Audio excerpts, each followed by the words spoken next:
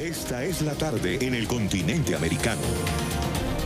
Cuando anochece en Europa y amanece en Asia, así cae la tarde en el continente americano y transcurre la noche y el amanecer en el resto del mundo. La tarde fin de semana. El expresidente de Estados Unidos, George H.W. Bush, falleció a sus 94 años en Houston. El mandatario gobernó al país durante el fin de la Guerra Fría y centró su mandato en la política exterior.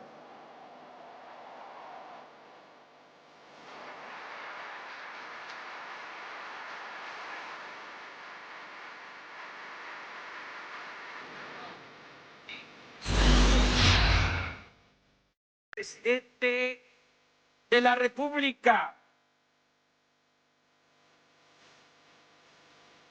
Andrés Manuel López Obrador ya es el nuevo presidente de México. Va a gobernar el país norteamericano durante los próximos 6 años. La Asamblea Nacional de Venezuela creó una comisión especial para investigar casos de corrupción en el extranjero, luego de que Estados Unidos sentenciara a 10 años de cárcel a Alejandro Andrade, ex tesorero nacional y ex guardaespaldas del fallecido presidente Hugo Rafael Chávez Frías. En Madrid, miles de personas salieron a las calles por la unidad de España y en contra de la campaña separatista de Cataluña. Y en TecnoWeek, hoy culmina Robomatrix, el concurso de robótica más grande de América Latina.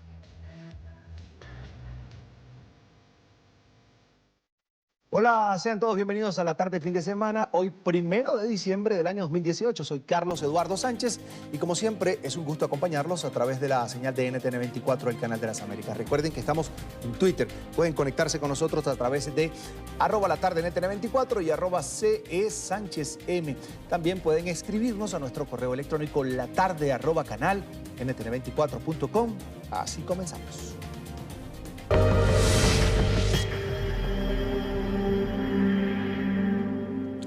Luto en la política mundial. El expresidente de los Estados Unidos, George H.W. Bush, falleció este viernes a sus 94 años de edad. La muerte del político se dio a conocer a través de un comunicado que fue divulgado por su hijo y también expresidente de la Unión Americana, George Walker Bush.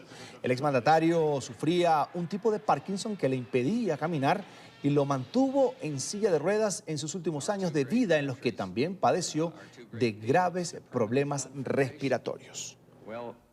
El 12 de junio de 1924 nació George Herbert Walker Bush en Milton, Massachusetts. Un joven patriota que decidiría entrar en la Fuerza Aérea de los Estados Unidos tan solo a los 18 años de edad. Se convirtió de hecho en el piloto más joven de toda la Armada y sirvió hasta el final de la Segunda Guerra Mundial. Su vida estuvo en peligro en 1944 cuando su avión fue derribado por fuego enemigo. George Bush fue rescatado en aguas del Pacífico por la tripulación de un submarino. En 1945 se casó con la mujer que lo acompañaría toda la vida, Barbara Pierce. De su unión nacieron 6 hijos. Después de la guerra optó por el título en Economía de la Universidad de Yale. George H.W. Bush se mudó a Texas, donde fundó una exitosa compañía petrolera que lo haría millonario a sus 40 años. Su interés por la política lo llevó a ser electo a la Cámara de Representantes en 1966. Sirvió como embajador en Naciones Unidas y fue designado por el presidente Henry Ford como director de la CIA. En 1980 fue por la presidencia, sin embargo resultó derrotado en la nominación republicana por Ronald Reagan, pero Reagan lo presentaría poco después como su fórmula vicepresidencial. Juntos llegaron a la Casa Blanca entre 1981 y 1989. En 1988 lo intentó de nuevo, derrotando fácilmente al demócrata Michael Dukakis. Se convirtió en el presidente número 41 de la Unión Americana, pero su candidatura se basó en una promesa. Lean mis labios. No habrá nuevos impuestos. Durante su presidencia llegó la caída de la Unión Soviética. Sus tropas intervinieron en Panamá para derrocar al dictador Manuel Noriega y en agosto de 1990 cuando Saddam Hussein invadió a Kuwait. Just 2 hours ago, Hace apenas 2 horas, las fuerzas aéreas aliadas comenzaron un ataque contra objetivos militares en Irak y Kuwait. Estos ataques continúan mientras hablo. Las fuerzas terrestres no están comprometidas. Este conflicto comenzó el 2 de agosto cuando el dictador de Irak invadió a un pequeño e indefenso vecino. Kuwait, miembro de la Liga Árabe y miembro de las Naciones Unidas, fue aplastado.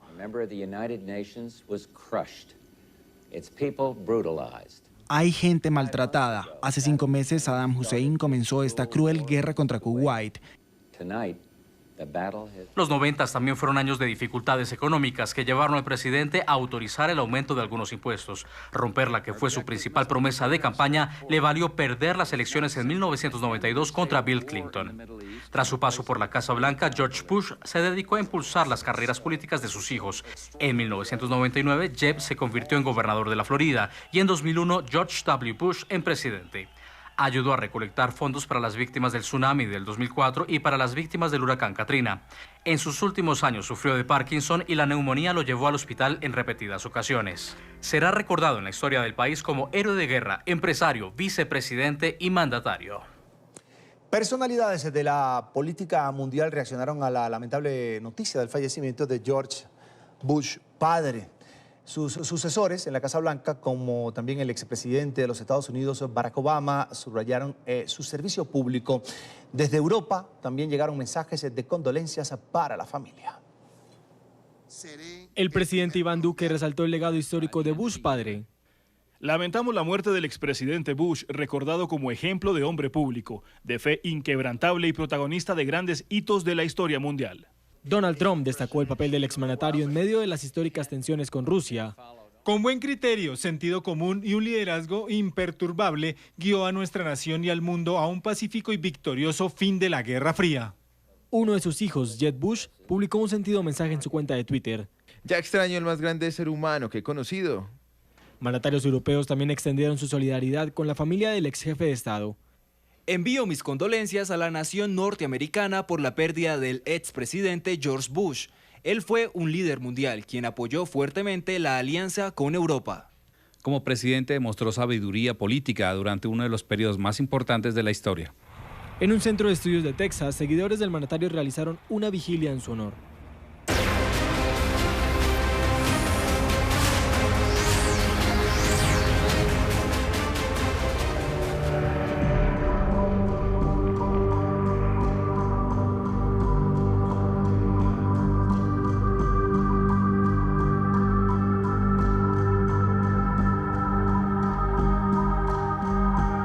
Y valoramos el que el presidente en funciones respete la voluntad del pueblo. Por eso, muchas gracias, licenciado Peña Nieto.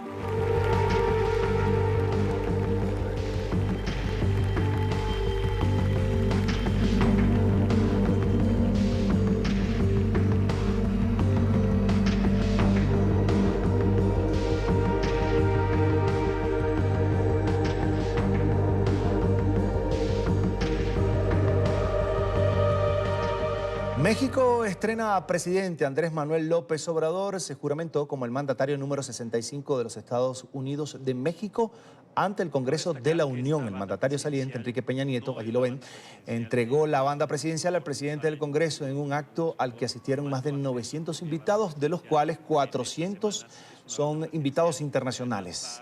El presidente López Obrador luce ahora una nueva banda presidencial luego de que el Senado aprobara una reforma a la ley sobre el escudo, la bandera y el himno nacional que establece que los colores de la tela vayan en el mismo orden de los de la bandera nacional.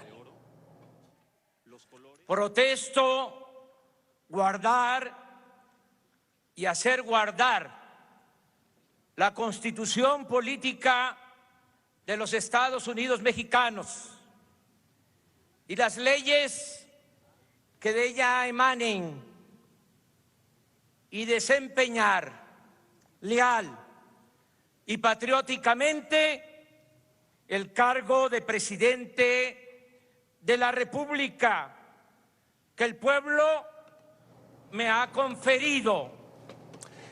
Y tras 2 intentos fallidos, Andrés Manuel López Obrador, de la coalición Juntos Haremos Historia, logró conquistar la presidencia de México. La carrera política del entrante presidente mexicano, también exalcalde de la ciudad capital, de Ciudad de México, y opositor de los partidos tradicionales que han gobernado la nación norteamericana, ha estado marcada siempre por la controversia. Aquí lo revisamos en su perfil. De 64 años inició su vida pública bajo el manto del PRI en su estado natal, Tabasco. Sí, justifíquenme nada más. La orden. Allí comenzó a perfilarse como un líder de izquierda. El salto como personalidad a nivel nacional llegó con su ascenso al poder en Ciudad de México en el 2000. Vamos a gobernar la ciudad con la participación de los ciudadanos. Durante su mandato enfrentó un proceso de destitución. En 2004 se le acusaba de desacato al supuestamente no haber cumplido con una orden judicial de suspender la obra de construcción de una calle. Acuso al ciudadano presidente de la República, Vicente Fox Quesada, de estos procedimientos deshonrosos. Fue un largo proceso de 1 año, donde el Congreso de los Diputados le levantó el fuero para poder ser juzgado penalmente, pero la decisión del juez del caso de no llamarlo ante los estrados terminó con el archivo de la causa. Este juicio político, en vez de acabar con la imagen de AMLO, terminó por catapultarlo como una figura política de relevancia. Aprovechando eso, López Obrador se lanza por primera vez como candidato presidencial. En esa oportunidad se enfrenta con Felipe Calderón, quien le gana en las urnas por un corto margen de 243.934 votos. Ante la denuncia de un supuesto fraude, se autoproclama presidente legítimo de México. Me han atacado sin tregua porque dije al diablo con sus instituciones, pero no fuimos nosotros quienes las echaron a perder.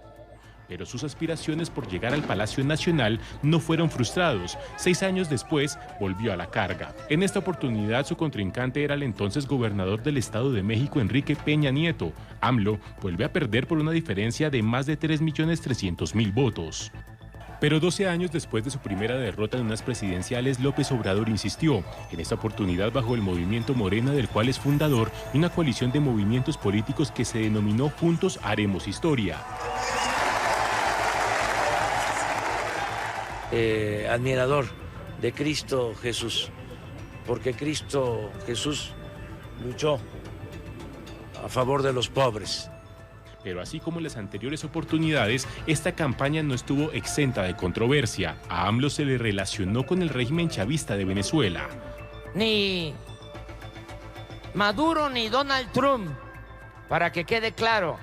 Hasta reconocidos empresarios hicieron campaña en su contra. Somos optimistas, pero tenemos la responsabilidad de estar preparados por si desafortunadamente el 1 de julio gana la opción populista, con todas sus consecuencias. A pesar de todo, López Obrador se impuso en las urnas y logró llegar al Palacio Nacional. Y durante su primer discurso, esto hoy como presidente, AMLO anunció la conformación de una comisión de la verdad para castigar la corrupción y los abusos de autoridad. Hoy se constituye una comisión de la verdad para castigar los abusos de autoridad, para atender el caso de los jóvenes desaparecidos de Ayotzinapa. López Obrador también prometió la creación de 10 millones de becas para estudiantes de todos los niveles de escolaridad y 100 nuevas universidades públicas en todo el país. Se otorgarán 10 millones de becas a estudiantes en todos los niveles de escolaridad. Se crearán 100 universidades públicas. Se fomentará el deporte y las actividades artísticas, la ciencia y la tecnología. Enrique Peña Nieto, el presidente saliente de México, deja el Palacio de los Pinos con un bajo nivel de aprobación. Apenas un 16% de los mexicanos avala la gestión desempeñada por el mandatario durante los últimos 6 años. Una ola de violencia y diferentes casos de corrupción marcaron su gobierno. Tras 6 años de gobierno, Enrique Peña Nieto deja una administración celebrada por unos y cuestionada por otros. En la lista de logros del gobernante del Partido Revolucionario Institucional se encuentran: crecimiento de la economía. Aunque no se alcanzó la meta de 6%, la economía mexicana creció 2.5% anual en los primeros 5 años de la administración del presidente, una tasa que según el Banco de México superó a la de los 2 gobiernos previos. Generación de empleo. Quizás uno de los campos con avances más notorios en lo que a cifras se refiere. Al cierre de abril, la administración de Peña Nieto reportó la creación de 3.6 millones de empleos, muy por encima de los 1.2 millones alcanzados por el gobierno de Vicente Fox y de los 2.3 millones logrados por el expresidente Felipe Calderón. El mandatario aseguró que el mejor activo para generar empleos es la confianza que México proyecta dentro y fuera del país. Reducción de la pobreza. Enrique Peña Nieto deja el gobierno con una cifra récord de reducción de pobreza. Así lo registra el Consejo Nacional de Evaluación de la Política de Desarrollo Social, que a finales de 2017 situaba el índice de pobreza en 43.6%, equivalente a 53.418.000 personas. Aunque el número no parece positivo, sí registra una reducción de casi 3 puntos porcentuales respecto a 2016. No todo fue color de rosa durante la administración de Enrique Peña Nieto. Violencia, derechos humanos y corrupción son temas en los que no tuvo buenos resultados. Corrupción. Una investigación periodística publicada en el 2014 marcó un antes y un después en el gobierno de Enrique Peña Nieto. El caso Casa Blanca reveló que la primera dama, Angélica Rivera Hurtado, había comprado una casa de $7 millones en una exclusiva zona residencial de la capital mexicana. El hecho causó revuelo ya que la propiedad, que no fue reportada por la actriz, fue comprada a un contratista del gobierno cercano al mandatario. Tras el escándalo, la compra terminó por cancelarse y 2 años después el presidente pidió disculpas a los mexicanos. En carne propia sentí la irritación de los mexicanos. La entiendo perfectamente. Por eso, con toda humildad, les pido perdón. Con 8 gobernadores detenidos, 2 prófugos y un quebranto al erario público difícil de calcular, los mandatarios estatales contribuyeron de manera importante a los escándalos de corrupción de la administración. Según la más reciente encuesta nacional de FOE, el 64% de los mexicanos considera que el gobierno no hace lo necesario para combatir la corrupción. Confianza en las instituciones. Los diferentes escándalos de corrupción han minado la confianza del pueblo en sus instituciones. Los partidos políticos, los sindicatos, los diputados, los senadores y la presidencia son los 6 organismos peor calificados por los mexicanos, ya que según la consulta Mitofsky, ninguno supera el 5% de aprobación en una evaluación de 1 a 10. Violencia. Un problema que parece estar fuera de control. El 2017 se convirtió en el año más violento en México en las últimas 2 décadas, con más de 23.000 homicidios y 2.403 desapariciones. Además, según la organización Alto al Secuestro, en el sexenio del priista se cometieron por lo menos 10.542 plagios. El 2018 no es diferente. Según cifras oficiales, al cierre de mayo se alcanzó una nueva cifra récord con 2.890 homicidios dolosos en todo el país. Mi primer invitado de hoy es Óscar Daniel Martínez, diputado del Partido Acción Nacional de México. Ya lo ve en pantalla. Gracias por atendernos. Una feliz tarde para usted en Ciudad de México. Bienvenido. Gracias, Carlos. Estamos a sus órdenes. Saludos a todos. Es un gusto. Estuvo usted hoy en el acto de toma de posesión del presidente Andrés Manuel López Obrador, ¿cierto?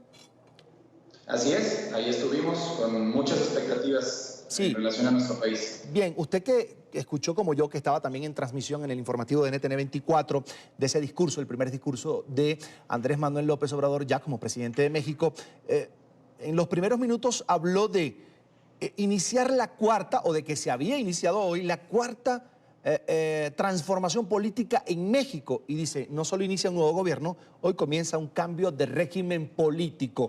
¿Esto cómo se leyó en las filas de su partido? Bien, mira, nosotros como una oposición responsable que lo hemos sido siempre, no es que estemos a favor o en contra del presidente Andrés Manuel López Obrador. Nosotros hemos sido sinceros desde un principio. Lo que sea bien para México, lo vamos a apoyar. Y esta transformación implica que haya mejores fuentes de trabajo para los mexicanos, que se radique la violencia en nuestro país, que es muy fuerte, pues lo vamos a apoyar. pero ha dado algunas muestras que no es así. Lo que ha prometido en campaña no se vive en los hechos. Prometió que los iban a bajar los impuestos en la frontera norte y no lo ha hecho, que iba a bajar el impuesto a la gasolina y a los energéticos y tampoco lo ha hecho. Y pues ha habido fugas de capitales muy importantes por algunas consultas que han sido ilegítimas de parte del gobierno. Pero nosotros creemos que si la Cuarta Transformación no va caminando hacia la legalidad, pues es algo que Acción Nacional siempre va a defender el tema de los ciudadanos y que todo se haga por la vía legal.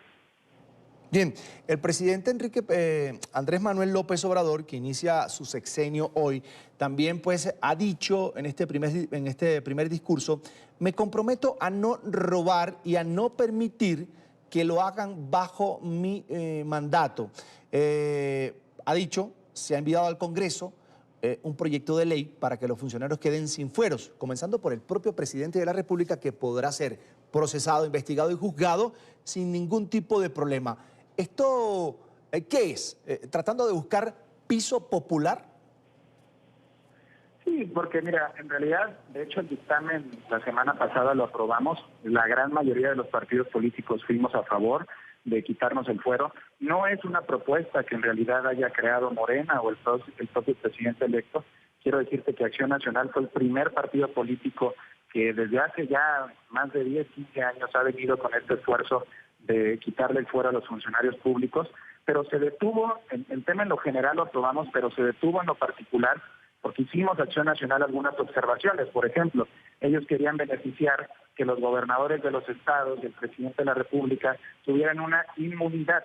¿Qué significa esto? Pues esto es jugar con la gente. Le quito el fuero, pero le dejo la inmunidad al presidente. Eso significa que mientras está en el cargo, pues más bien que si se persigue por un juicio, se pueda mantener en el cargo. Y la otra muy importante es que querían que, por ejemplo, sin ningún motivo, cualquier funcionario público se pudiera someter a una investigación y quitarle sus derechos políticos y electorales, que eso es muy grave. Hemos visto la situación en Venezuela con cuántos presos políticos que solamente están en la cárcel porque no piensan igual que el régimen o que una dictadura como la que vive Venezuela. Pues para nosotros era muy importante también defender esa causa y que todo fuera parejo, pero que sí hubiera una protección para el funcionario público que no piense igual al régimen, porque si no esto sería una farsa y pues esto sería una persecución política para las personas o los funcionarios o los políticos que no piensen igual que el presidente electo. Diputado, pero voy a rescatar también del discurso de AMLO el día de hoy. Dijo, no quiero ser revanchista, aunque no quiero ser ese presidente que va a promover la persecución a funcionarios del pasado. Lo bueno es corregir lo de ahora para prevenir un futuro limpio en la política. Ha dicho el presidente, le ha pedido incluso a sus seguidores acompañarlo en esta propuesta de dejar que sean las instituciones del Estado que hagan las investigaciones y que si tienen que procesar, juzgar a alguien por haber cometido un error, no tenga la influencia política del partido de gobierno y por supuesto del propio presidente de la República. Sí, claro, pero mira, es una contradicción. En primera, las investigaciones del pasado o del futuro no dependen del presidente de la República. Aquí es muy claro decirlo. En nuestro país, como en muchos otros países del mundo, existe la división de poderes y está el legislativo, está el judicial y está el ejecutivo. Eso depende del judicial. No puede levantarse un presidente de la República y ofrecer inmunidad o perdón, porque eso se llama impunidad en todas las latitudes del mundo. Entonces, aquí no es el capricho de un presidente para juzgar o no a quien haya cometido un delito. En México hay mucha injusticia social, hay 43 normalistas desaparecidos y México clama justicia en ese sentido.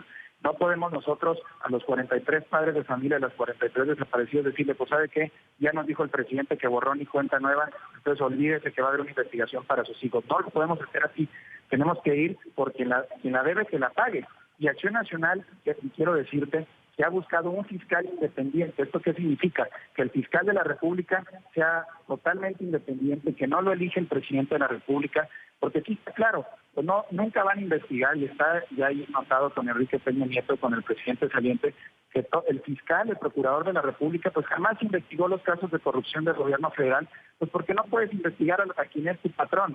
Entonces, si tu patrón te pone y ese que ponen es el que te tiene que investigar, pues jamás va a pasar nada en este país. Creemos nosotros, Acción Nacional, y vamos a dar una lucha fuerte para que el fiscal sea independiente, no sea elegido por el presidente, y ahora sí, que se juzguen todos los delitos, los de ayer y los que puedan venir en el mañana. Voy a seguir citando a partes del discurso de hoy, el primero de Andrés Manuel López Obrador, y luego voy con la opinión, por supuesto, del diputado del PAN. Dice, el gobierno, pues no puede haber un gobierno rico con un pueblo pobre. Por eso bajarán los sueldos de los funcionarios públicos, bajaremos los sueldos de los de arriba para aumentar los sueldos de los de abajo. Desde el próximo lunes se pondrá en venta el avión presidencial y toda la flotilla de aviones y helicópteros del Estado. El presidente, dijo Andrés Manuel López Obrador, ganará el 40% del sueldo del presidente saliente. Y, por supuesto, anunció la reducción de la seguridad presidencial, dijo que no vivir en Los Pinos y que precisamente a partir de hoy se abrió este espacio al público como un centro de arte y cultura. ¿Sienten ustedes algo allí de populismo por parte del nuevo presidente de México? Sí, porque mira, en este sentido, por ejemplo, la venta del avión presidencial, bajarle el sueldo a los funcionarios públicos, que es algo que votó Acción Nacional a favor, y fue un acuerdo de todos los partidos políticos, no solamente del partido del presidente electo. Aquí en México, por supuesto, y en muchos países del mundo, muchos funcionarios públicos ganaban muchísimo dinero en un país que es de mucha gente humilde, y en eso estamos de acuerdo. Tenemos que hacer un plan de austeridad republicano que sea de acuerdo a la realidad del país. En eso estamos totalmente de acuerdo. Y lo que no estamos totalmente de acuerdo es que en la venta de un avión presidencial, en quitarse su seguridad y en no vivir ya en Los Pinos. En final, Los Pinos va a seguir siendo del gobierno federal.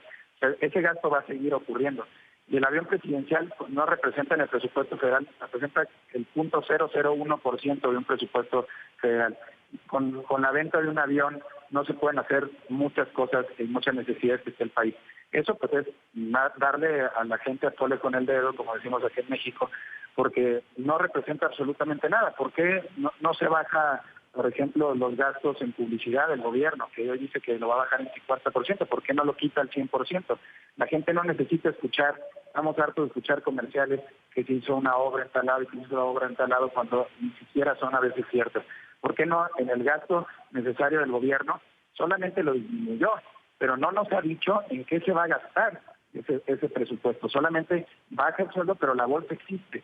El ingreso, obviamente, y la recolección de todos los impuestos que la gente aporta existe en el gobierno federal y no nos han dicho qué van a hacer con eso.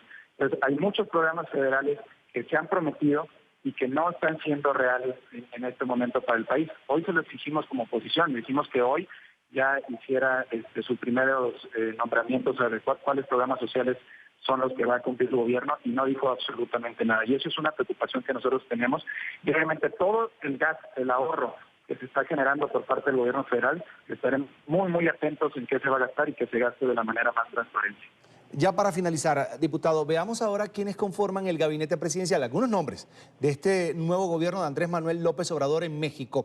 Hablamos primero de Olga Sánchez Cordero, de 71 años, es abogada de profesión, fue ministra de la Corte Suprema de Justicia de la Nación y ahora es la secretaria de Gobernación del gobierno AMLO. También está en este grupo Marcelo Ebrard, de 59 años, es administrador público, fue jefe de gobierno del Distrito Federal del año 2006 al año 2012. Ahora es el secretario de Relaciones Exteriores, es el canciller mexicano. Alfonso Durazo también está en este grupo, de 64 años, es administrador público, fue portavoz y secretario particular de Vicente Fox. Ahora es secretario de Seguridad Pública. Graciela Márquez, de 55 años, es economista, fue investigadora del Colegio de México, y es la secretaria de Economía. Y cierro este grupo con Miguel Torruco, de 67 años, empresario hotelero, fue secretario de Turismo de la Ciudad de México desde el año 2012 hasta el año 2017.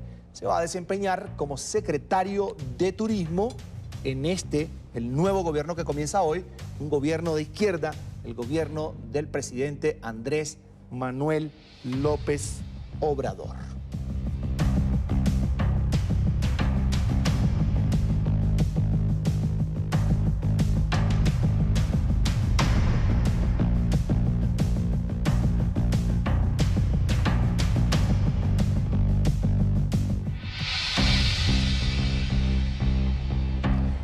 Diputado, de estos nombres, ¿Cuáles son aciertos y cuáles no del presidente Andrés Manuel López Obrador?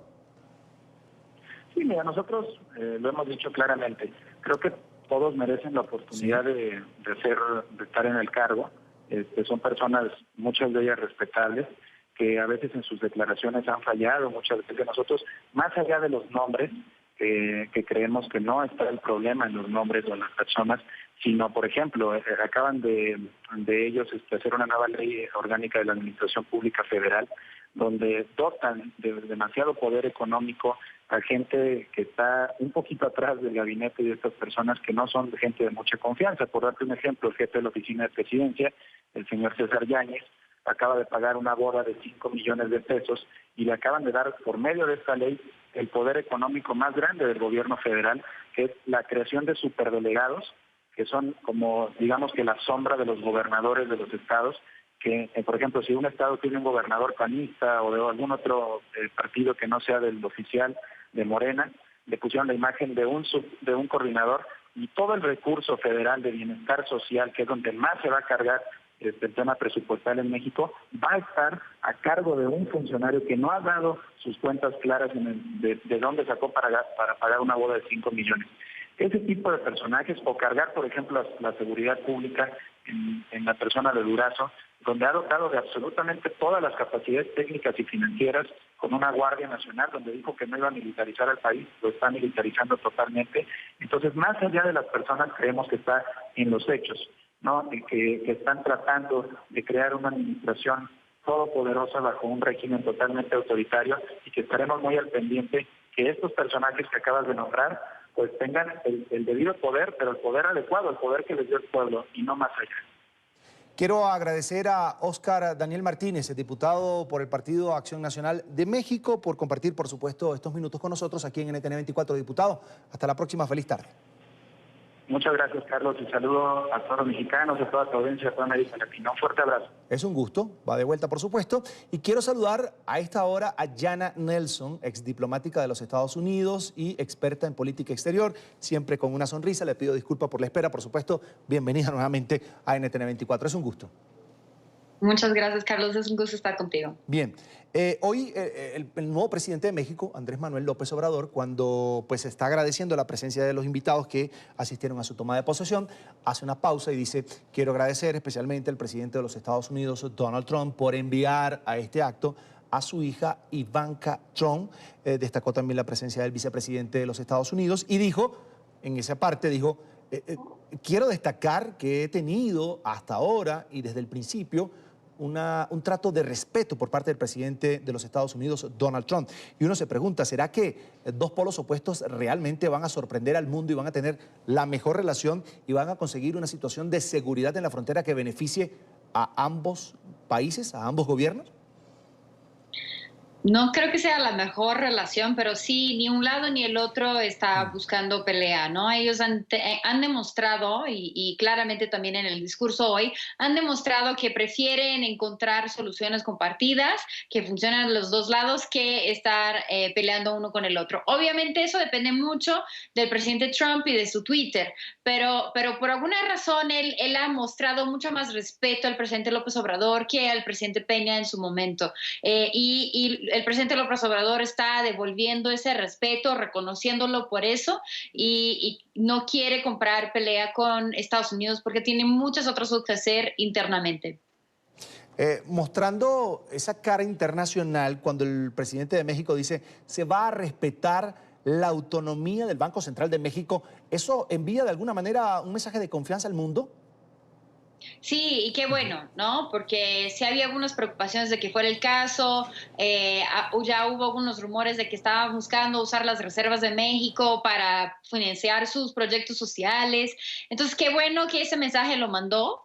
Va a calmar un poco los mercados financieros, aunque es solo uno de varios temas que les preocupa a los mercados financieros de México.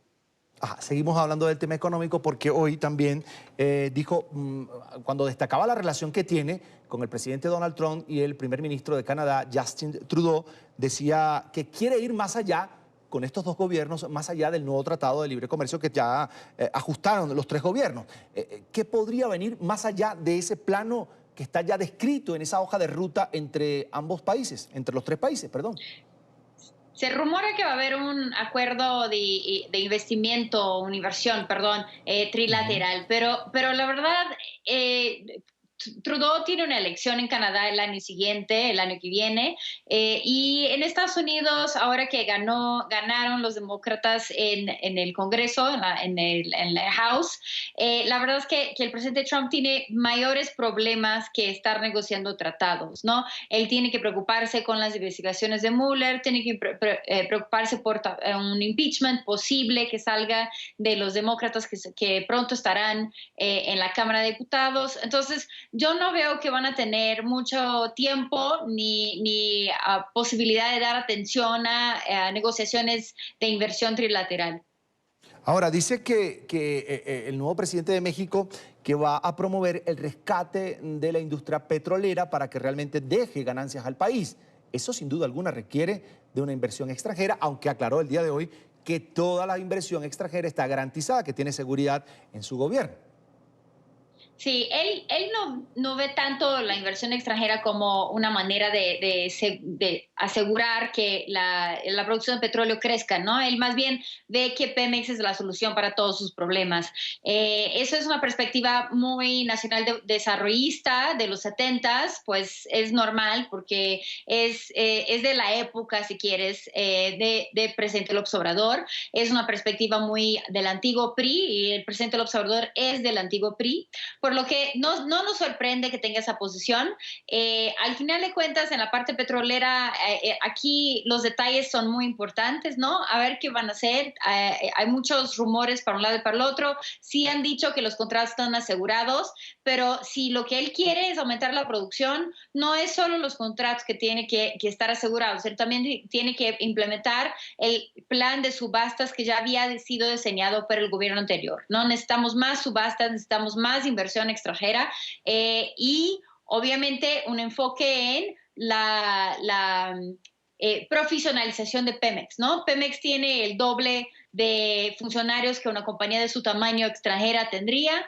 Pemex tiene una cantidad de accidentes que no es normal para una compañía petrolera. En general, la muerte de una persona en compañías petroleras, eso causa una gran preocupación y una gran crisis dentro de la compañía, y en Pemex el promedio son 36 personas muertas por año, ¿no? Entonces, tenemos varios temas, que uno es aumentar la inversión extranjera en petróleo, que no creo que sea una prioridad para el presidente López Obrador, y dos, sí tienen que profesionalizar Pemex, mejorar Pemex mucho más para poder lograr sus objetivos. Señora Nelson, hoy, sacando cuentas, por los invitados que asistieron a la toma de posesión del presidente Andrés Manuel López Obrador, estaban desde el rey Felipe VI de España hasta el presidente Evo Morales de Bolivia. Y uno pudiera decir, bueno, sí va a haber de alguna manera amplitud en el comportamiento de México en cuanto a la comunidad internacional. Pero un punto importante durante su discurso, que es cuando agradece a Nicolás Maduro por el protocolo. Al fin, no sabemos si en ese momento Nicolás Maduro, creo que no había llegado a territorio mexicano, no participó en ese acto, no sabemos si estaba llegando al aeropuerto de México, pero no estaba allí. Se pararon algunos legisladores, y sabemos que tiene mayoría Andrés Manuel López Obrador en el Congreso, a gritar y a corear dictador. Y de hecho, una pancarta que todo el tiempo estuvo allí decía: Nicolás Maduro o Maduro, no eres bienvenido a México. ¿Qué podemos esperar de Andrés Manuel López Obrador? Un hombre de izquierda que tiene que relacionarse también con la derecha y que tiene que relacionarse también con el centro, por el bien, por supuesto, de los mexicanos. Sí, la decisión de invitar a Nicolás Maduro fue una decisión muy controversial en México, controversa, un poco porque los países de Latinoamérica habían decidido aislar a Nicolás Maduro, ¿no? Habían decidido darle el mensaje muy fuerte, de manera diplomática, pero fuerte, de que él no era parte de la comunidad de países latinoamericanos y por lo tanto no lo estaban invitando a ninguno de sus encuentros, ya sea reuniones regionales o cosas menores. Y en ese caso, normalmente no se invitaría a Nicolás Maduro, si esa es la política regional, a una toma de posse. El hecho de que sí lo hicieron demuestra que la posición de México va a ser diferente de la acordada entre los países de América Latina. Y cuando digo los países, digo la mayoría. Obviamente los países bolivarianos no tienen esa misma posición. Entonces México va a tener una posición muy diferente, más próxima a los países bolivarianos, más próxima a Venezuela, más próxima a Cuba. Eso le va a crear problemas con sus vecinos, por ejemplo, de la Alianza del Pacífico, que son países de centro derecha que no están de acuerdo con la aproximación con los países de izquierda o de extrema izquierda, si quieres. Entonces, eso sí le va a generar un poco de problema en política regional, a ver cómo Marcelo Ebrard, el próximo secretario de Estado, lo va a resolver, si es que lo va a lograr, pero sí va a ser un problema hacia adelante. Igual, lo mismo con la invitación de Juan Orlando Hernández y de Jimmy Morales, dos presidentes que están sufriendo muchos problemas causados por ellos mismos en sus propios países, ¿no? Entonces, llama un poco de atención haberlos invitado, llama un poco de atención más allá de haberlos invitado, mencionarlos así, porque no fue solo una mención del nombre, ¿no? Fue un comentario alrededor de ellos, de su persona. Entonces, sí les dio mucha atención a ellos durante su discurso, más de lo que debería. Quiero, como siempre, agradecer a Janet Nelson, exdiplomática de los Estados Unidos, además experta en política exterior. Como siempre, es un gusto conversar con usted y tener su opinión aquí en NTN 24. Hasta la próxima. Muchas gracias, Carlos. Un gusto. Es un gusto. Andrés Manuel López Obrador tendrá una dura tarea por delante. La violencia y el narcotráfico, la migración, las relaciones con Estados Unidos y la corrupción son los principales retos que deberá asumir el nuevo gobernante. Se trata de problemas que han sido una constante para la población mexicana y que los gobiernos recientes no han logrado superar. 6 años tendrá el nuevo presidente para implantar y sacar adelante estrategias que permitan avanzar en las problemáticas de mayor preocupación en el país. Violencia y narcotráfico. 109.400. Es la cantidad de asesinatos ocurridos durante los 6 años de gobierno de Enrique Peña Nieto, según cifras oficiales registradas hasta mayo de 2018. Datos que, según reporta la prensa local, superan a las 102.859 muertes violentas que sucedieron durante la administración del mandatario anterior, Felipe Calderón. Una problemática ligada de forma directa al narcotráfico y al crimen organizado. El gobierno indica que los carteles de droga están detrás de la mayoría de muertes violentas en el país. El territorio mexicano, por su ubicación geográfica, es considerado estratégico para el paso de droga hacia Estados Unidos, situación que ha causado rivalidades entre las distintas bandas delictivas que se disputan el control del negocio ilícito. Inmigración. Según expertos económicos, el éxodo de mexicanos hacia Estados Unidos es consecuencia de la desigualdad económica y la violencia, por lo que el nuevo mandatario tendrá que atender estos asuntos como causa de fondo. Señalan que el enfoque deberá ir hacia la productividad en el campo y en la industria, por lo que serán necesarios programas que mejoren la calidad de vida en zonas rurales y urbanas. Relaciones con Estados Unidos. El muro en la frontera entre México y Estados Unidos, principal tema de fricción entre ambos países. El nuevo gobernante tendrá que no solo hacer frente a la construcción de la barrera fronteriza, sino también a la exigencia del mandatario estadounidense de que el gobierno mexicano pague por el muro. La reunificación de familias mexicanas separadas en la frontera también deberá ser prioridad en la agenda de relaciones bilaterales. Asimismo, el rescate del Tratado de Libre Comercio de América del Norte, del que Washington amenaza con retirarse, es una preocupación vital para la próxima administración. Del acuerdo depende 1/3 del Producto Interno Bruto mexicano y el 80% de sus exportaciones están destinadas a Estados Unidos. Corrupción. Uno de los temas con más promesas en la campaña presidencial y una de las mayores preocupaciones de los mexicanos, pues repercute en el desarrollo económico del país. Según estimaciones del Banco Mundial, el costo de este delito en el país está entre el 9 y el 10% del Producto Interno Bruto. México se encuentra entre las peores posiciones de América Latina en índices de corrupción, según Transparencia Internacional. Tiempo de la primera pausa y al volver, la Corte Suprema de Justicia de Nicaragua nombró al paramilitar Otoniel Arauz Torres como juez prioritario o propietario, en este caso, que es como un juez principal titular de Matagalpa. Y más adelante, la Asamblea Nacional de Venezuela creó una comisión especial para seguir los casos de corrupción que avanzan en el exterior contra exmiembros del chavismo. Ya venimos con esto y más aquí en La Tarde Fin de Semana. Ya regresamos con La Tarde Fin de Semana. Continuamos con La Tarde Fin de Semana.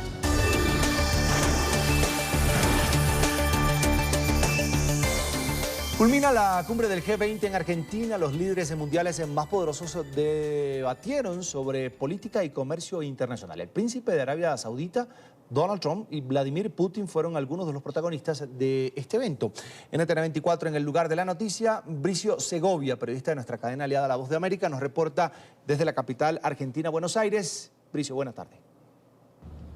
Los líderes participantes en la cumbre del G20 respaldaron la reforma de la Organización Mundial del Comercio y resaltaron además la importancia del comercio como herramienta de crecimiento global. Ahora bien, no hubo ninguna mención a la guerra arancelaria en la que están sumidos Estados Unidos y China en estos momentos. Eso sí, ese será el tema principal de la cena de trabajo que mantendrán esta noche el presidente estadounidense Donald Trump y su homólogo chino Xi Jinping. Ahí esperan alcanzar un acuerdo para poner fin a esta guerra de aranceles en la que llevan sumidos varios meses. Lo que no sabemos es si conoceremos las conclusiones de este encuentro, ya que el presidente estadounidense canceló la rueda de prensa que había prevista para después de ese encuentro. Dice que lo hace como una muestra de respeto a la familia Bush debido a la muerte del expresidente estadounidense George Bush padre. Otro de los temas principales que aparecen en el documento final de esta cumbre es el cambio climático, una cuestión peleaguda para Estados Unidos por la negativa de la administración Trump hacia esta problemática reconocida a nivel mundial, y Estados Unidos de hecho reiteró una vez más su compromiso a abandonar el Acuerdo de París, que está encargado de hacer frente a esta cuestión. También en el documento final de esta cumbre se incluye un tema de actualidad. Se trata de la toma de 3 buques ucranianos por parte de Rusia. Condenan este acto por parte de la comunidad internacional. Ahora bien, este punto tan solo lo firman todos los miembros menos uno, es decir, Rusia. Desde Buenos Aires, Argentina, les informó Bricio Segovia de La Voz de América para NTN24. Bricio, gracias como siempre, una buena tarde para ti. Para hablar de este tema quiero saludar a Francisco de Santibáñez, analista internacional, miembro del Consejo Argentino para las Relaciones Internacionales. Ya lo ve en pantalla. Muchas gracias por atendernos. Bienvenido a NTN24. Gracias por la invitación. Documento que sale de esta cumbre del G20 con 31 puntos, si no me equivoco, 6 páginas, tema comercio, por supuesto, pero disidencias en el tema de cambio climático. Ahora, la gran pregunta que se hacen de este lado del mundo, es decir, en América, ¿estas cumbres para qué sirven? ¿Qué le dejaron al continente o qué le van a dejar a la humanidad? ¿Cuál es el análisis que se hace de esta, que es la primera vez que se hace en Argentina? Sí, efectivamente, es la primera vez que se hace en Sudamérica y es básicamente la función de este foro, que es un foro internacional que reúne a los líderes de 20 de las principales economías y estados del mundo, más los líderes de los organismos internacionales de mayor relevancia, es tener la oportunidad de verse por lo menos una vez al año cara a cara y poder discutir sobre temas de la agenda internacional, que de otra manera no sería posible. Y esto disminuye la incertidumbre, la falta de entendimiento sobre lo que está ocurriendo en el mundo actualmente. Efectivamente se llegó a un acuerdo en el G20 de Buenos Aires, no es del todo ambicioso, pero es percibido, al menos actualmente en Buenos Aires y creo yo en la comunidad internacional, como un éxito que un acuerdo haya tenido lugar. Ahora, varios líderes mundiales llegaron allí, a ese escenario, Buenos Aires, la cumbre del G20, con tensiones. Por ejemplo, el tema de la posición de Estados Unidos frente a la posición que asume Rusia frente a Ucrania, la intervención de esos 3 buques y la captura, además, de la tripulación. Suspendió, de hecho, el presidente de los Estados Unidos, Donald Trump, una reunión que habría de sostener con el presidente Vladimir Putin. ¿Qué tanto puede pesar esto en una situación de tensión entre 2 personas que se consideran de alguna manera cercanas más allá de sus cargos, es decir, de ser líder de Rusia, presidente de Rusia y por supuesto presidente de los Estados Unidos.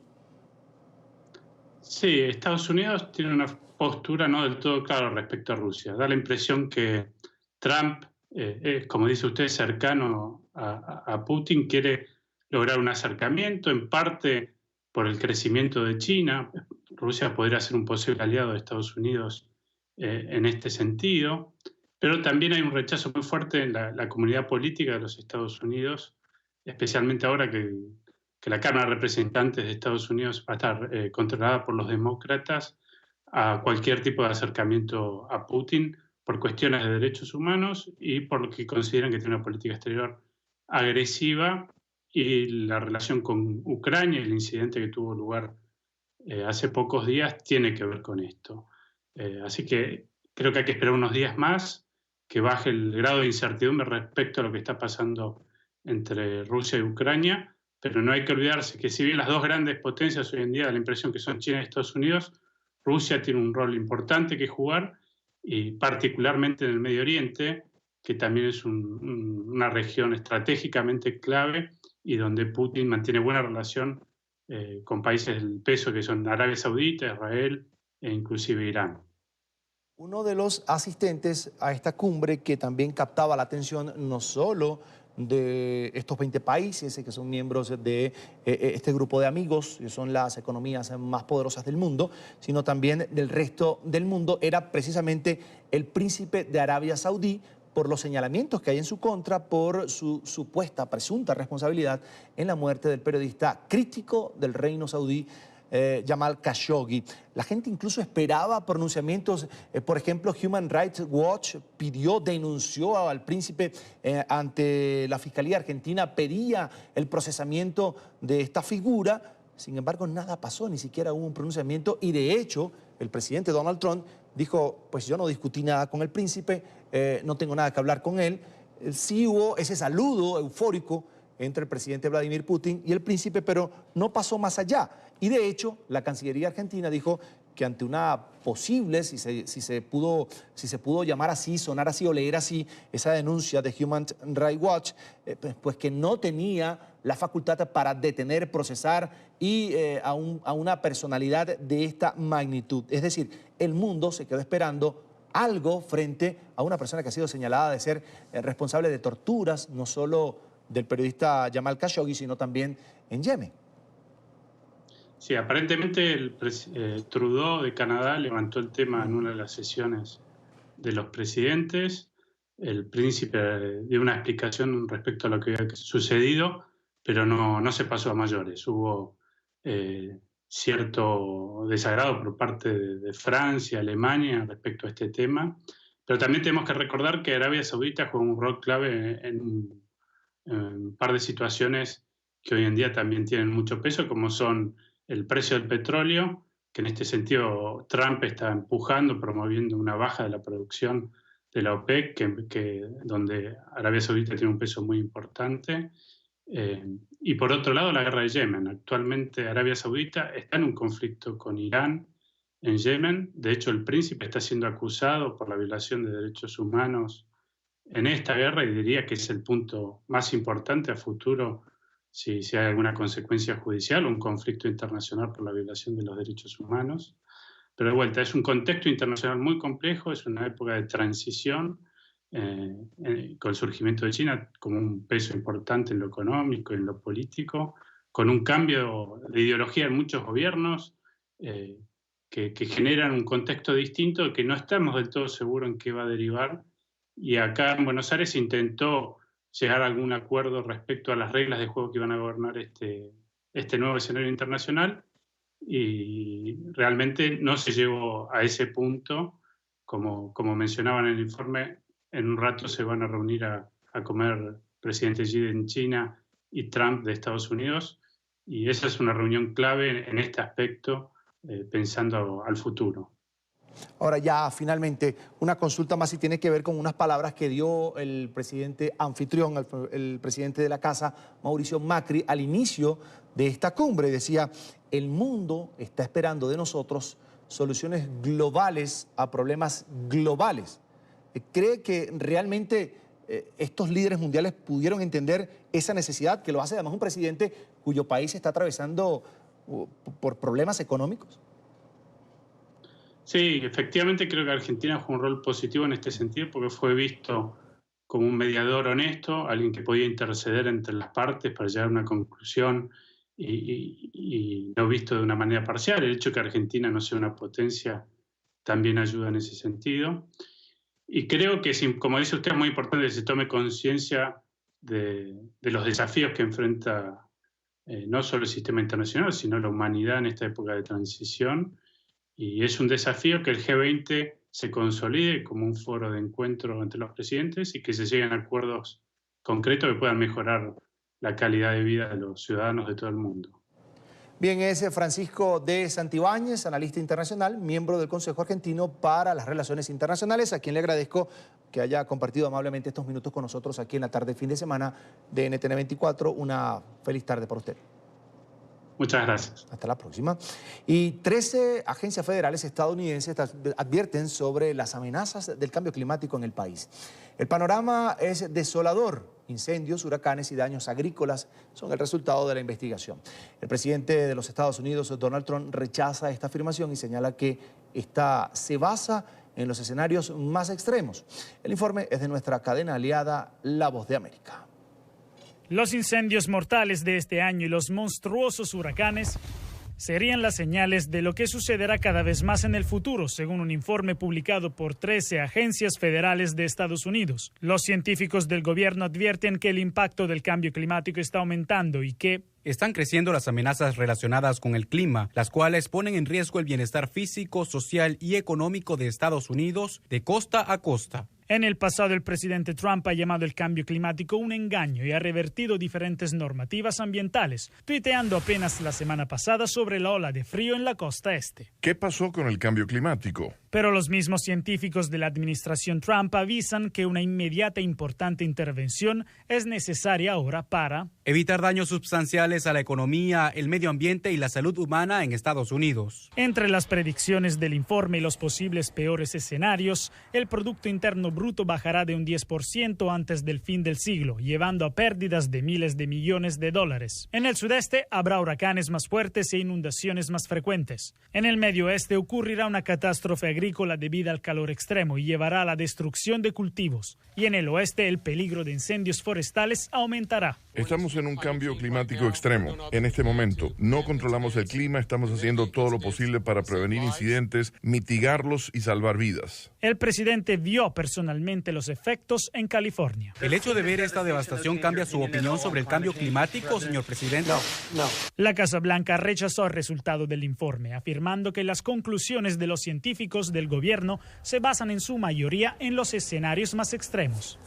Así vamos a la segunda pausa aquí en la tarde fin de semana. Quédese con nosotros, regresamos con más temas en minutos en Twitter, @latardenetn24, @CESánchez. Continuamos con La Tarde Fin de Semana. Ya estamos de vuelta con más aquí en la tarde fin de semana. La Corte Suprema de Nicaragua nombró juez propietario a un reconocido paramilitar sandinista. Se trata de Otoniel Arauz Torres, quien fue visto el pasado 22 de abril durante las manifestaciones en contra del régimen de Daniel Ortega, disparando con una ametralladora contra los estudiantes que exigen un cambio político en el país. La Comisión Permanente de Derechos Humanos rechazó este nombramiento y asegura que se trata de un premio a la maldad y fidelidad otorgado por la cúpula gobernante que controla los poderes públicos y el sistema judicial.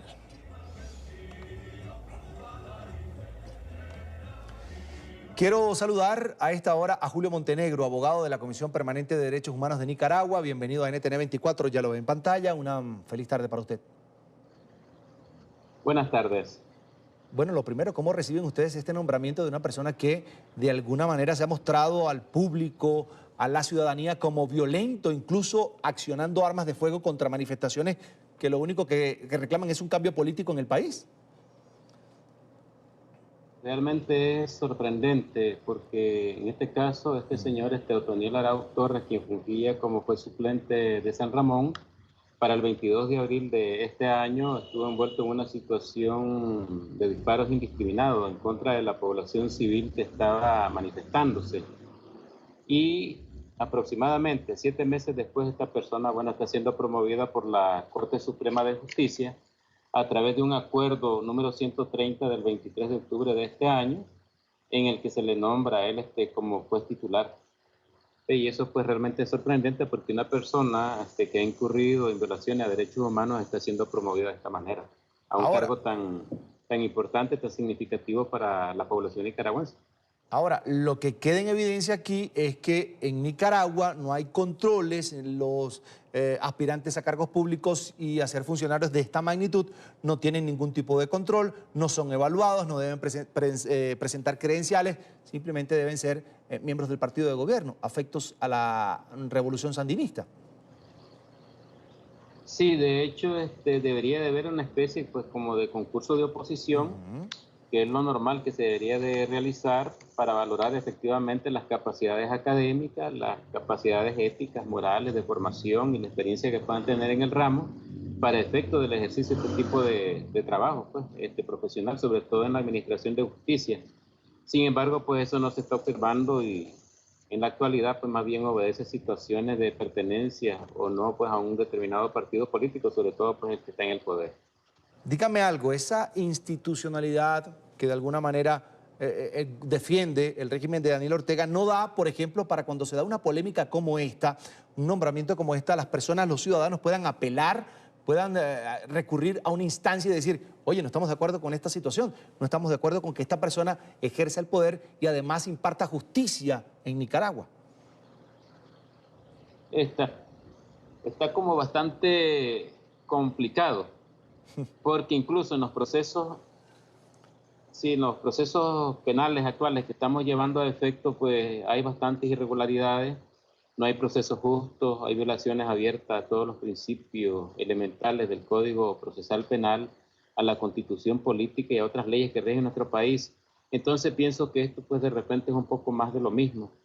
Y en este caso pues las garantías procesales de todas las personas que están siendo enjuiciadas por asuntos políticos, por criminalización de las protestas, pues no tienen garantía alguna. Esa es la situación que estamos viviendo en los procesos, bueno, a puertas cerradas, sin presencia de medios independientes y con un juez que no le da la razón a la defensa en ningún punto, pues siempre está de alguna manera pues, obstruyendo el intento que hace la defensa por representar los intereses de las personas que están siendo criminalizadas por las protestas. Como abogado, además como abogado de derechos humanos, quería preguntarle, ¿cuál es el riesgo de que un ciudadano, cualquiera, en su casa, ama de casa, trabajador, empleado, obrero, pues no consiga justicia?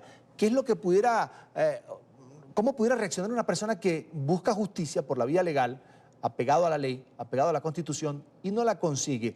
¿Eso cómo transforma la vida de un ciudadano? De hecho, hay una situación bastante tensa. Muchas personas que han perdido a sus familiares, que han tenido familiares que han tenido que exiliarse, otros que han sido lesionados seriamente, y sin embargo, pues estas personas no han tenido definitivamente una alternativa para que se haga justicia en esos casos, y algunos incluso han tenido que salir del país. De igual manera, en relación a los procesos, tampoco pues se vislumbra que haya algún tipo de imparcialidad en cuanto a los procesos, y esto pues puede generar más bien algunas situaciones de violencia. De hecho, pues ya se experimentó en los meses pasados esa situación, y con la situación límite que tenemos actualmente, donde hay incluso una especie de persecución a los hombres de prensa, pues consideramos nosotros que esto va a complicar aún más la situación de Nicaragua. Porque puede haber de repente una olla de presión que explote, porque los ciudadanos se sienten en este caso pues muy limitados en sus derechos.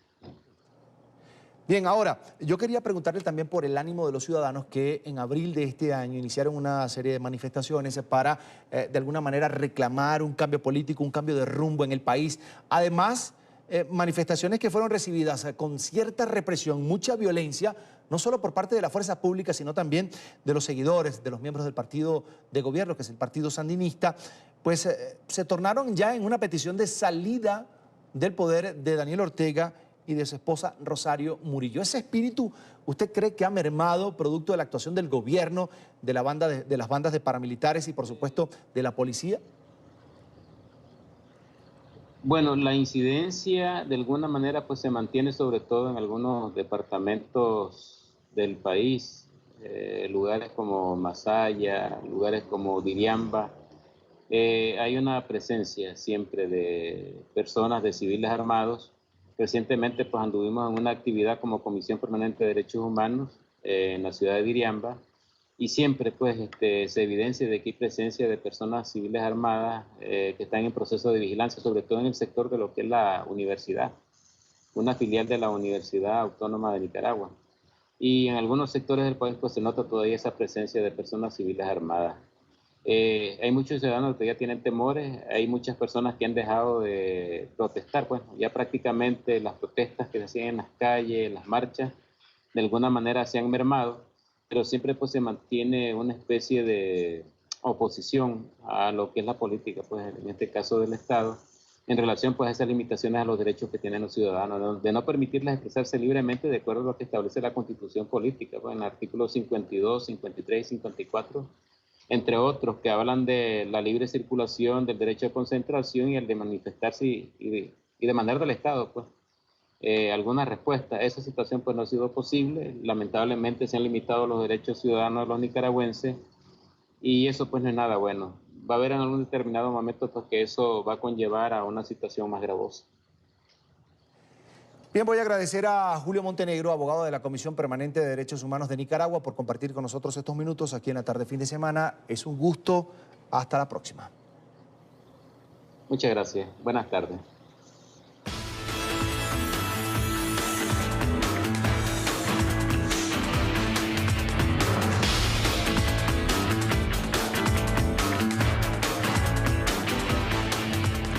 Bien, hora de revisar otras noticias del mundo hoy y vamos a comenzar en España porque miles de personas se tomaron las calles de Madrid para pedir por la unidad nacional.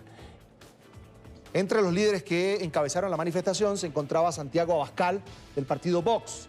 Las protestas se celebraron en la Plaza de Colón bajo el eslogan en defensa de las instituciones, la unidad de España y contra la impunidad de los golpistas.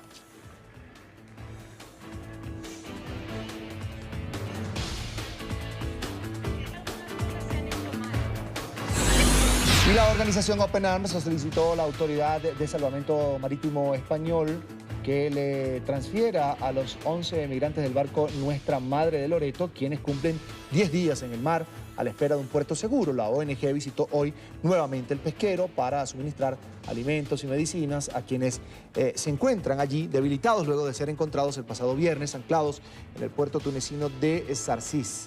Los migrantes salieron la noche del jueves de unas playas cercanas a la ciudad de Homs, uno de los principales centros operativos de las mafias dedicadas a la trata de personas en el mar Mediterráneo central.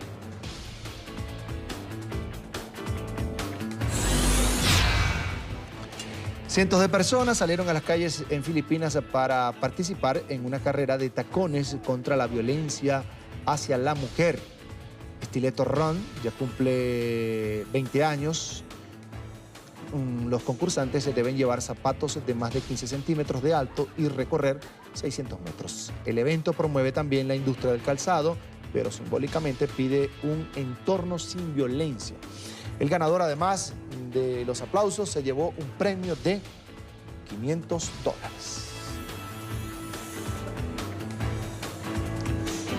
Y una escuela en Nairobi, Kenia, educa a través de la danza y la música a sus estudiantes para prevenir el VIH.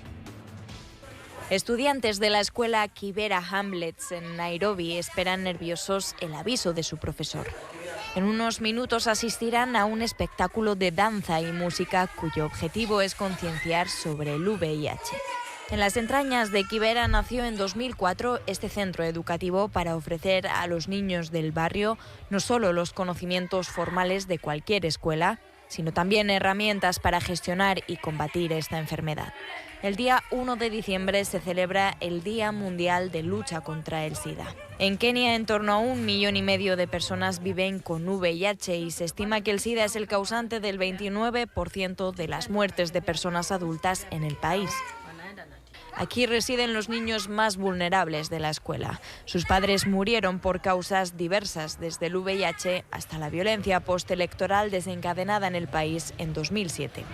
En la actualidad, Hamlets Kibera no solo funciona como una simple escuela. A día de hoy se ha convertido en un espacio social y educativo para todo el barrio. Nueva pausa aquí en La Tarde, fin de semana, ya regresamos. Ya regresamos con La Tarde Fin de Semana. Continuamos con La Tarde Fin de Semana.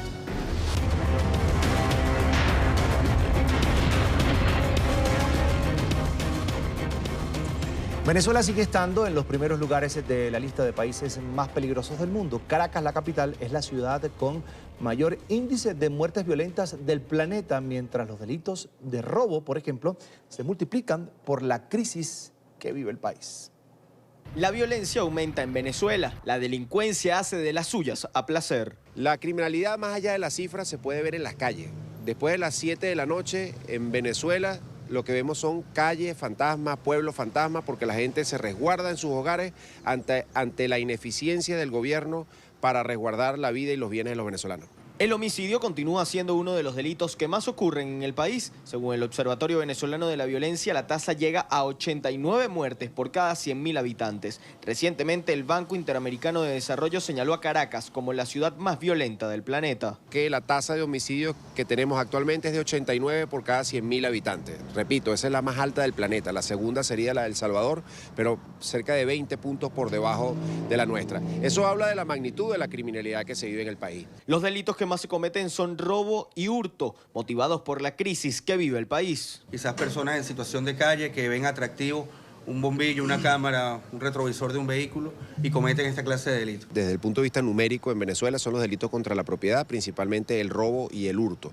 Pero los delitos que más preocupan a la ciudadanía son el homicidio, por supuesto, y el secuestro, sobre todo el denominado secuestro express. Expertos señalan que la violencia se ha institucionalizado en la sociedad, lo hace un factor de riesgo para el crimen. A medida que el venezolano se va enfrentando a situaciones cada vez más límites y cada vez más extremas, a medida que la vida al venezolano o a los venezolanos se nos está convirtiendo en más difícil, en esa medida la respuesta es más limitada. Señala que mucha de esta violencia está impulsada desde los sectores políticos y de poder en el país. La pobreza y la miseria en la que nos estamos metiendo está haciendo aparecer actos delincuenciales asociados a la miseria. En materia criminal, los expertos indican que el secuestro, uno de los delitos en auge en los últimos años, ha cambiado de modalidad debido a la crisis económica. Ya no existe el secuestro express. Probablemente haya habido una reducción. ¿Por qué? Por la crisis económica en el país. El secuestro express ya no le está siendo rentable a los criminales en Venezuela, porque son muy pocas los venezolanos, las personas acá en el país que tienen posibilidad para pagar un secuestro. Vamos a cambiar de tema porque la Asamblea Nacional de Venezuela creó una comisión especial para seguir los casos de corrupción que avanzan en el exterior contra exmiembros del chavismo. La Asamblea Nacional de Venezuela acordó la creación de una comisión especial para hacer seguimiento de los casos judiciales por corrupción que se cursan en el extranjero contra venezolanos, incluidos varios exfuncionarios del gobierno chavista que rige desde 1999. La creación de la comisión fue acordada con la mayoría de los votos, aunque no de forma unánime, y como de costumbre sin la presencia de los legisladores de la minoritaria bancada oficialista. Será el presidente de la Asamblea, el opositor Omar Barbosa, quien designe a los integrantes de la comisión, luego de sostener reuniones con todas las facciones, según informó el proponente de la misma, el diputado Alfonso Marquina. La comisión también pedirá información a la justicia de Estados Unidos, Andorra, Suiza y España sobre los juicios que se cursan contra algunos exfuncionarios venezolanos por delitos de corrupción cometidos en la nación caribeña. El poder legislativo venezolano de contundente mayoría opositora fue declarado hace casi 3 años en desacato y sus decisiones no son acatadas por el Ejecutivo, aunque sí es reconocido por la comunidad internacional. Freddy Superlano es el presidente de la Comisión de Contraloría de la Asamblea Nacional de Venezuela y nos acompaña desde Caracas, ahí lo veo en pantalla. Bienvenido a NTN 24.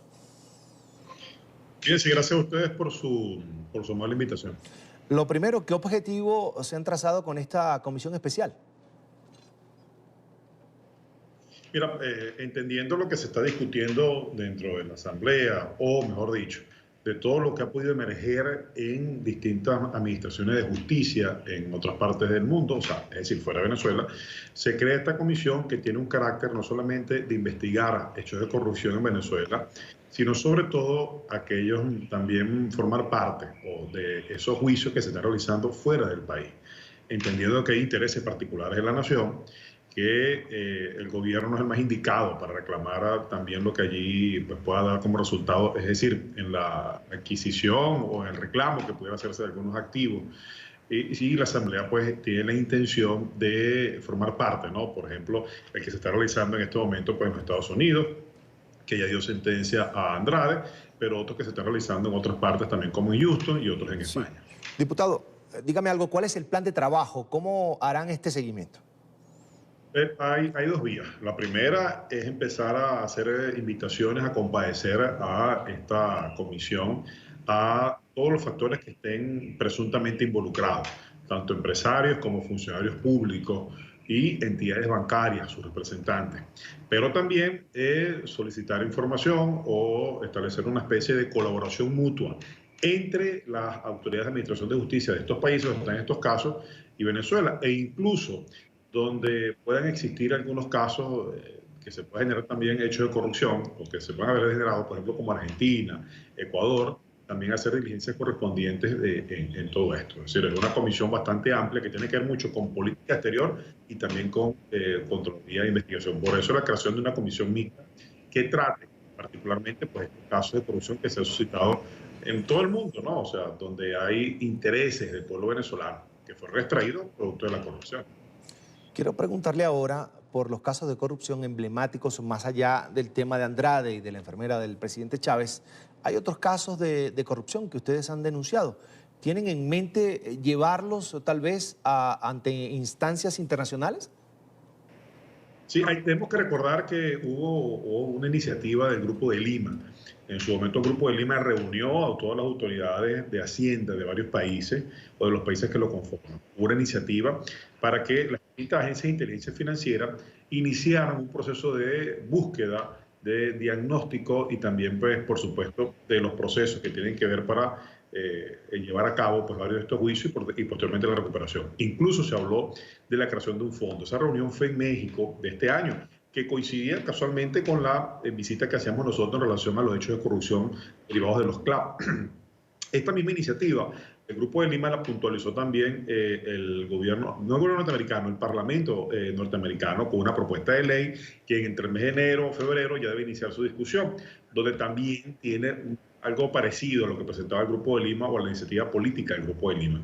Nosotros queremos que esto también suceda en la Unión Europea, porque ese dinero que está en discusión en esos juicios por lavado de capitales es dinero del pueblo venezolano, es dinero que le pertenece a los venezolanos, es dinero que fue sustraído del erario público venezolano y sobre todo hoy día con la crisis humanitaria que tenemos, ese dinero tiene que retornar para la recuperación del país.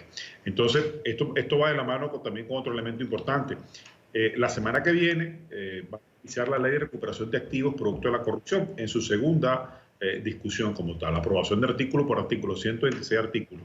Esta ley está concatenada, actualizada con todas las leyes de este tipo a nivel internacional y que por supuesto buscan al final del día es tener elementos que nos permitan traer o recuperar, o como algunos le llaman, repatriar algunos, no creo que sea posible hacerlo todos por la complejidad que esto significa, de esos activos que entendiendo el número descomunal, que significan más de 400.000 millones de dólares que estuvieran acumulando dentro y fuera del país, sería una herramienta bastante importante para la recuperación del país, por supuesto, todo esto en Estado de Derecho.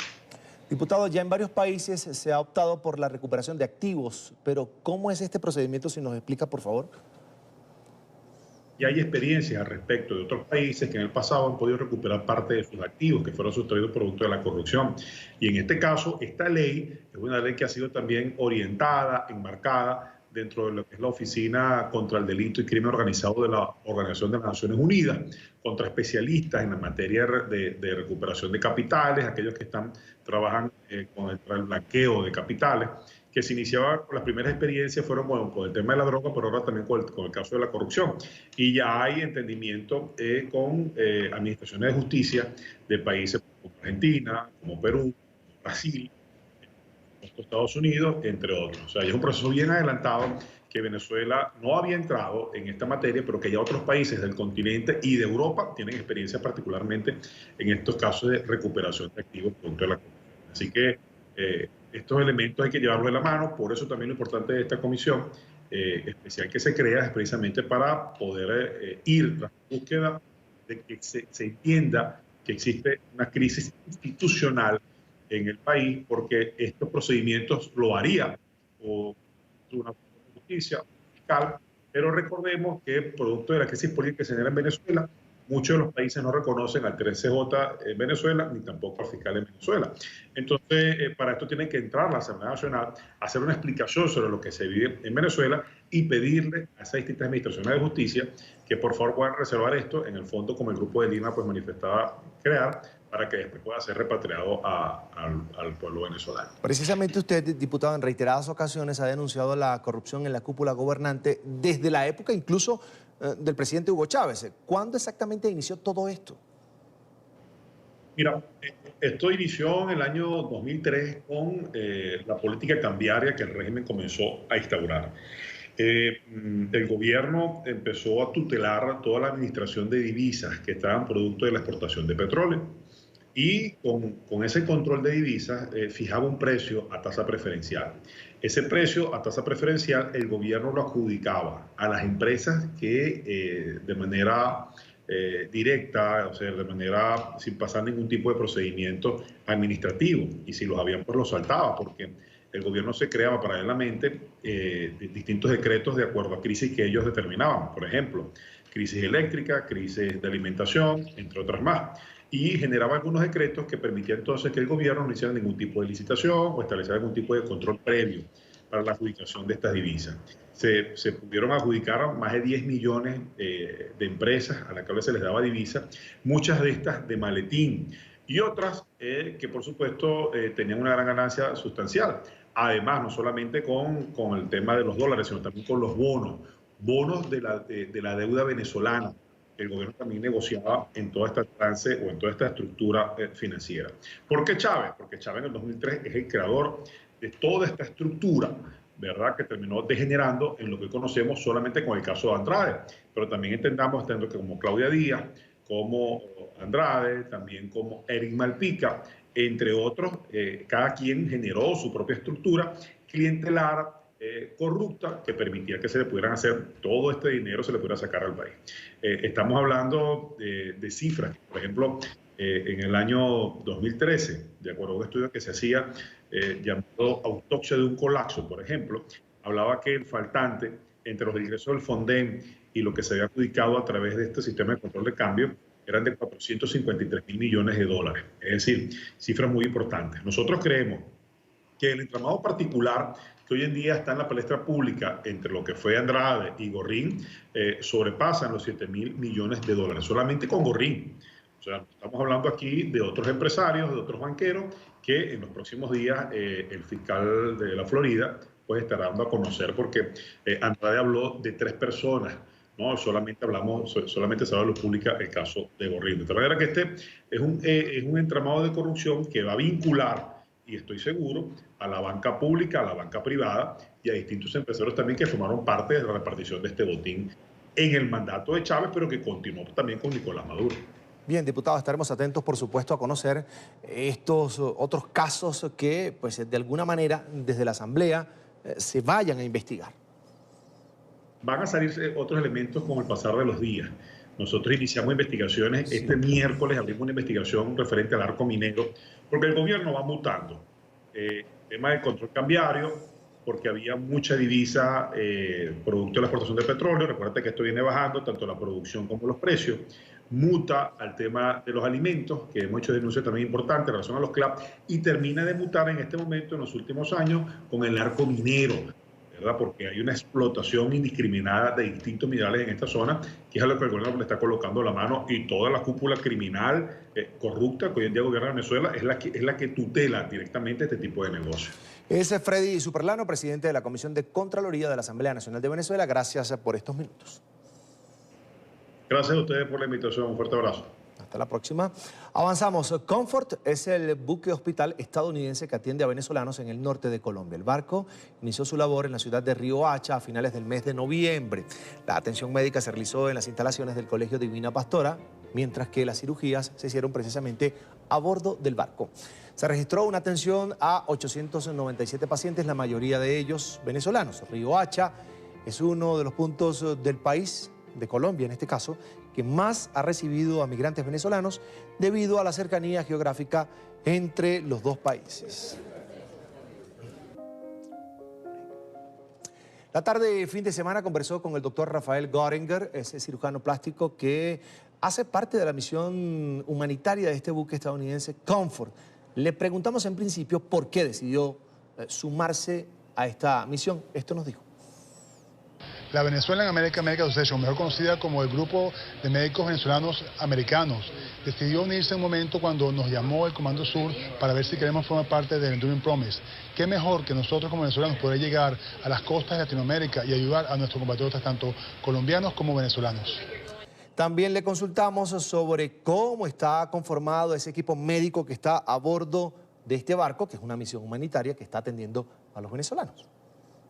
El equipo de Obama está conformado por 14 personas, de las cuales 12 somos médicos, parte de ellos ejercen en Estados Unidos y el resto nos está ayudando en funciones de trabajo en el quirófano o como traducción.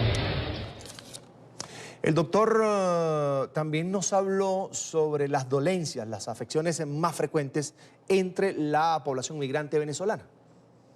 Hemos encontrado tanto en los pacientes colombianos como los migrantes venezolanos una mezcla de hernias umbilicales, hernias inguinales, testículos que no han descendido, problemas de tipo de cirugía plástica como labio leporino y paladar hendido, problemas de tejidos de tumores blandos, cataratas que devuelven la vista a un paciente en una cirugía pequeña y problemas ortopédicos que son corregidos con una pequeña cirugía.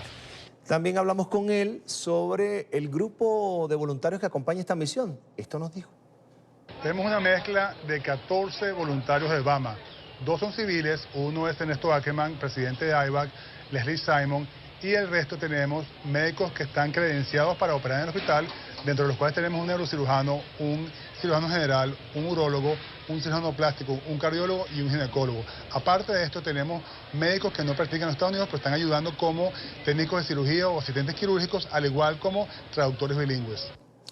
Para muchos, esta atención del buque estadounidense pudiera ser algo de rutina, pero para los pacientes venezolanos que han escapado además de la crisis en su país es algo vital. Le preguntamos al doctor qué le dicen estos pacientes venezolanos una vez que reciben la atención. Las emociones son muy grandes cuando vemos tanto a los pacientes colombianos y con mucho énfasis vemos a los pacientes venezolanos. Tener a un médico venezolano a bordo del Comfort y poder darles la ayuda humanitaria a esta misión. Son grandes las emociones, son grandes los momentos que vivimos tanto los pacientes como los médicos. Estoy seguro que esto es una historia de ellos que seguirá por muchos años. Finalmente nos comentó lo que opina sobre la crisis del sector salud en Venezuela. Obama ha seguido muy de cerca la Asociación Médica en Venezuela, ya que nuestro grupo de médicos está conectada con médicos en Venezuela. Y estamos claros de la triste situación y el colapso de la salud en Venezuela. ¿Qué más quisiéramos nosotros que un canal humanitario se pudiera abrir y ayudar a muchos más compatriotas venezolanos? Nuestra corta entrevista, por supuesto, por temas técnicos con el doctor Rafael Göringer, es miembro, está a bordo de este buque estadounidense Comfort que está ofreciendo atención médica sobre todo a los migrantes venezolanos que se han desperdigado por todo el continente a raíz de la crisis brutal que se vive en Venezuela. Avanzamos.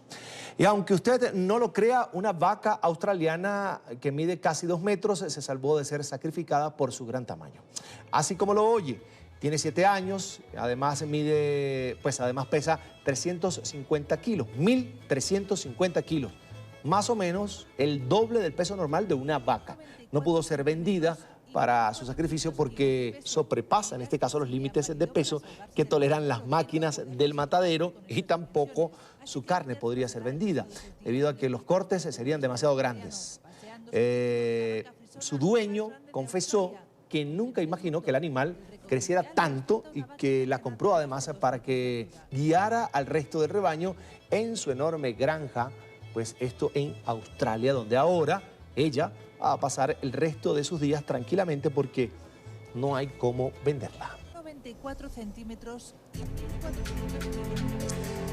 Pausa aquí en la tarde fin de semana y ya regresamos con TecnoWeek. Quédese con nosotros.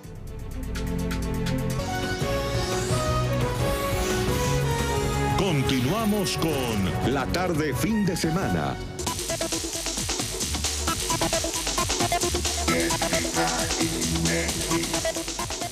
Hoy finaliza Robomatrix, la competencia de robótica más grande de América Latina. En Guadalajara, México, se desarrolla a esta hora la versión número 8 del concurso, en el que participaron 360 equipos provenientes de Bolivia, México, Ecuador, Guatemala y Colombia. En esta competencia midieron a los competidores sus habilidades en diseño, construcción y programación. Los organizadores del evento aseguran que se trata de un proceso de realimentación y método científico de prueba y error.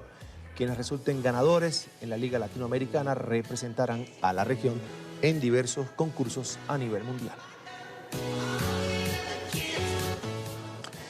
Y para hablar de este evento nos acompaña John Lozano, presidente de la Sociedad Latinoamericana de Ciencia y Tecnología en Colombia. Ahí lo ven en pantalla. Gracias por atendernos. Bienvenido. Hola Carlos, muy buenas tardes. Para nosotros es un placer estar en su programa. Cuéntanos en qué quieres que te contemos acerca de nosotros. Por supuesto, bienvenido. ¿Cómo es la preparación, primero, de estos concursantes desde la Sociedad Latinoamericana de Ciencia y Tecnología que tú representas? ¿De qué forma los apoyan? Bueno, desde el día de ayer, viernes, se viene desarrollando en Guadalajara, en la Universidad Panamericana, la final latinoamericana de Robomatrix. Robomatrix es un evento de competencia en robótica que cuenta con varias categorías como sumo, mini sumo, fútbol, drones, entre otras, que reúne a más de 320 proyectos de robótica de toda Latinoamérica. Entre ellos hay algunos participantes de Colombia, Ecuador, Bolivia, México, obviamente, entre otros países.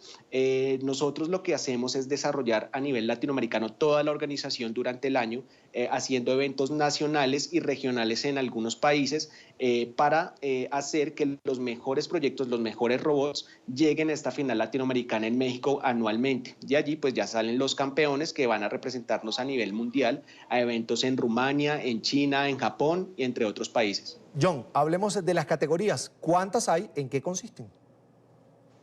Actualmente tenemos más de 320 robots en competencia. Tenemos las categorías de sumo, mini sumo, seguidores de línea con obstáculos, RoboFood, drones. Esas son las categorías principales que tenemos actualmente.